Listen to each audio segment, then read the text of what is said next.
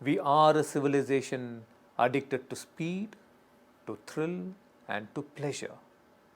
We live with a very poor quality of consciousness that cannot celebrate life as it is.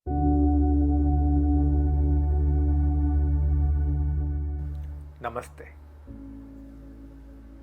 How are you? Have you been inwardly peaceful this week as activities are slowly returning to normal? This month is observed world over as Mental Health Awareness Month. Let us talk about that today. Let us talk about addictions, because addictions are the antithesis of mental and emotional wellness. Before you conclude that addiction is not your problem, listen me out to the end. Addictions are many kinds: overeating, oversleeping, gossiping, compulsive lying, playing politics at home and work, continuously watching TV serials, and even continually working can be addictions. And there are classical addictions like addictions to alcohol, nicotine, drugs, and internet gaming. The truth is, we are an addicted civilization. There are more than 300 million alcohol addicts throughout the world. In India alone, we have more than 14 million alcohol addicts. Coming to smoking, in this century, it is expected that over 1 billion people will die world over because of smoking.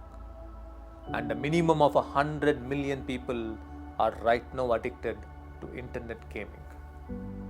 We are a civilization addicted to speed, to thrill, and to pleasure. We live with a very poor quality of consciousness that cannot celebrate life as it is. We need titillation and continual excitement. So, what is an addiction? Addiction is a compulsive habit to which your mind and body are irresistibly drawn. The temptation is too strong to resist, and most addicts feel that their fight against addiction is a losing battle. It is true that you cannot fight an addiction by using your willpower alone. Fighting an addiction is like fighting with a crocodile in water. In water, a crocodile is way too powerful than you. The chances of your victory are slim. You must understand that an addiction is only a symptom. It is a sign of inner war that is going on within you. It is a sign that you are battling against some reality in life. You are trying to escape some deep unhappiness through this addiction. You are trying to fill yourself with this addiction. Every addict is a wounded human being within. Whether they recognize it or not, they are in dire need of healing. To have a better understanding of yourself, answer my question. Think of a time when drinking or smoking or internet gaming was a simple and a harmless pastime for you that you used to engage in for fun with your friends. When did it actually become an addiction? When did that simple fun activity become the master and you become the slave? Let me remind you, it became an addiction at a point when life became a struggle for you, or when you became unhappy about your progress in your career, or when you became dissatisfied with love in your relationships. It became an addiction when life became meaningless and boring. Remember, you cannot give up your addiction to alcohol until you become free of the pain of being a failure. You cannot become free of the habit of binge eating until you give up the pain of feeling unloved and unwanted. You cannot become free of your addiction to smoking until you become free of haunting boredom and meaninglessness. Becoming free of addiction is not as difficult as it sounds. Every one of you can do it. We have seen thousands of people giving up their addictions spontaneously when they made peace with life. Not only do the people who come to ACOM give up addictions, even their loved ones back home give up addictions, impacted by the transformations of these people. Let me narrate a real life experience to you.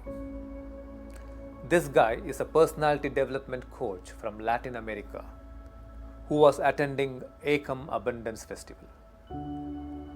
During the festival, he had an experience of a massive awakening of the heart and connected to his eldest son. His eldest son had been a matter of public shame for him.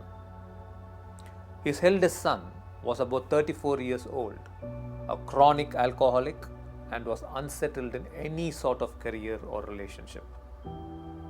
One of the days at festival in ACOM, the divine opened his heart and made him conscious of the terrible loneliness his son had grown up with, right from his childhood into his teens and adulthood.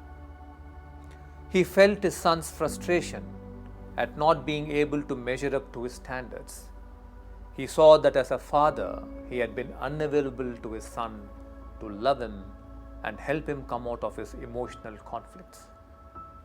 He had been addicted to work and his own pursuit of success all his life as a father. In those moments at ACOM, in front of Hiranyagarbha, tears streamed down his eyes because he felt a tender love and a sense of oneness with his son.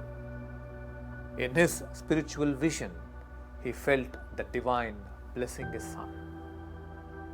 That night, he called his son and simply listened, simply feeling the pain and frustration in his son's voice without correcting and advising. On the seventh day's evening, before the festival concluded, the man's son calls him and tells him that he is considering giving up alcohol and settling into a job.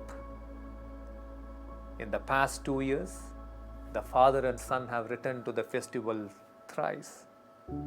Now the young man is awakened to a deep inner peace. He works with his father and is learning to coach people himself. We are not a de-addiction center. No. ACOM is a space of divine power. Here people's hearts heal. When the heart heals, addictions spontaneously fall away. Your journey to freedom begins with recognizing your addiction, not in denying it. You become serious about your journey only when you see the impact of your addiction on your life as a whole and on the lives of your children and partner. Life is not to be lived in slavery of any kind. It is to be lived in freedom.